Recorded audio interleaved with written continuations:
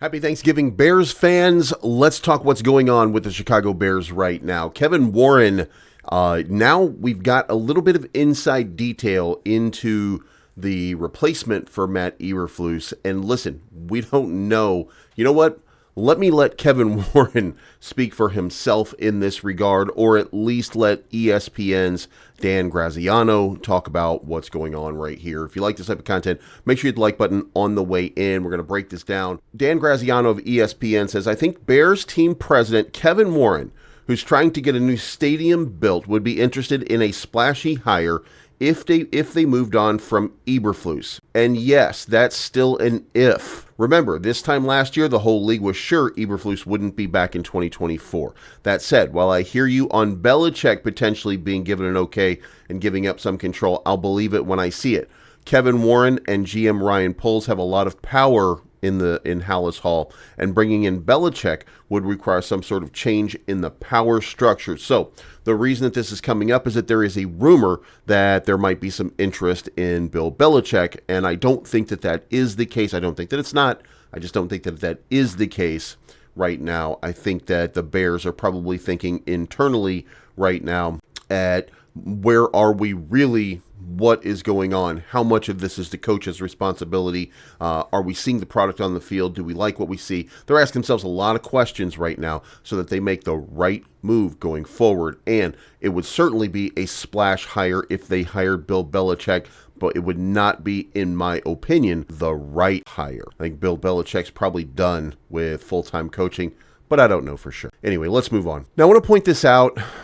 Chicago Bears were ranked number 21 on the offensive line, but there was something important in this report that I wanted to point out to you guys. Left tackle Braxton Jones and right tackle Darnell Wright each missed time with knee injuries, but returned for Chicago's Week 11 loss to the Packers. Their presence in the lineup has been felt. Also, again, they're back for the Packers, back for the Vikings, and now this is where it matters with Thomas Brown.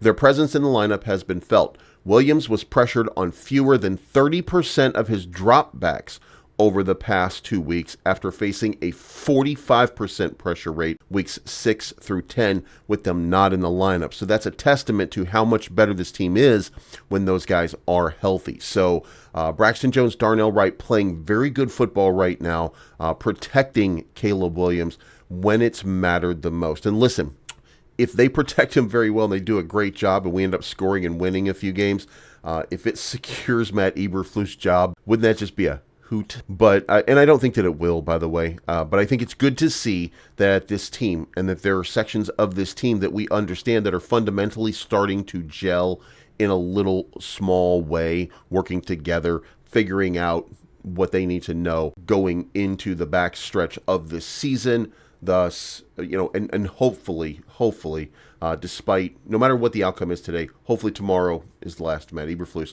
And look, I'm not saying that we should be adrift without an oar, but we can put any oar on the back of this thing right now and let it go. Just let it go. Find somebody that these players respect and who's offensive minded, who would do whatever we need done to take that next step. I mean, just something, please. So how does it make you feel to know that this might be the final game for Matt Eberflus? I hope it gets you excited. I really do. I think he's got to be gone in order to protect this guy. And look, there's a lot of people out here on the Matt Eberflus or the Caleb Williams bandwagons, and they don't like one or the other. And look, if you don't like Caleb Williams has now gone 192 passes without an interception. The rookie record could be broken, by the way, today, but the rookie record was Kyler Murray in 2019 with 211 straight attempts without an interception.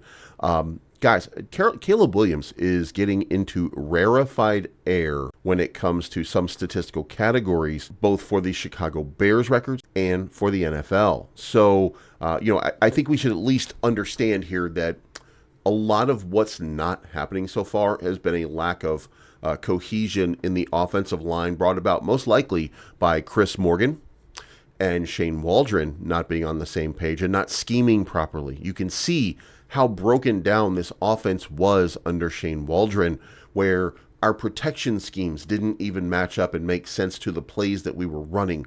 We were doing sweeps on drop-back passes There were crazy things happening.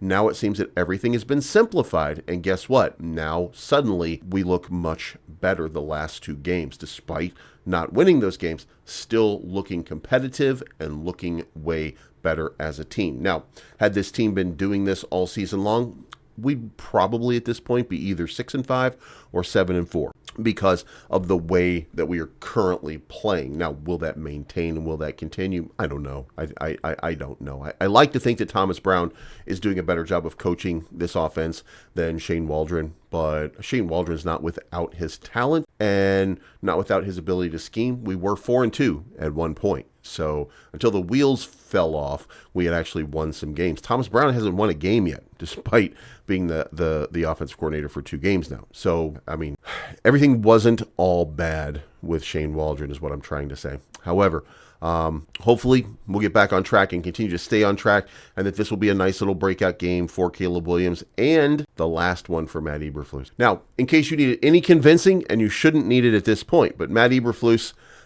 defense with Chicago on 3rd and 7 or more. This is Matt Eberflus as the coach of the defense, allowing a first down on a league worst 71.8% of the time.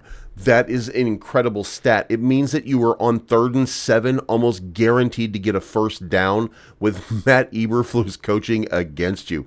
So when we talk about how good the Chicago Bears defense has been, remember, the Bears players can only make the plays. The coaches call the play, and you execute the play. If your play calling puts you out of position to stop a 3rd and 7, what does that tell you about your defensive coordinator? Just stop and think about that for a moment, okay? And finally, these are the statistics for Matt Eberflus now. 5-18 in 1-score games. He is now 0-17 on the road on Sunday. He's now 3-18 on the road overall, and he's 2-11 versus the NFC North. Clearly, this guy is no longer an option. If he got on a 10-game win streak in all of these categories, he would still have a losing record. That's how bad he's been. And again, this is not about me just randomly saying how bad he's been. This is about the product that you can see on the field. Folks, it is time for Matt Eberflus to go. Look, we had a good run. We had a run. Let's just say that. We had a run, Matt. It's been great, but it is really time for you to pack your bag and just go away. You're going to get a lot of money. We appreciate everything that you did. Thank you for everything that you gave to this team. It doesn't matter whether it was good enough or not. We hired you to do the job. You did the job that you were hired to do for the period of time you were hired to do it for. And now thank you, and it is time to move on and take the team into a different, hopefully better direction than what 4-7 has created. So thank you so much, Matt. Hoping that this is the last game. And guys, let's just hope for the best. We'll see you again on Friday.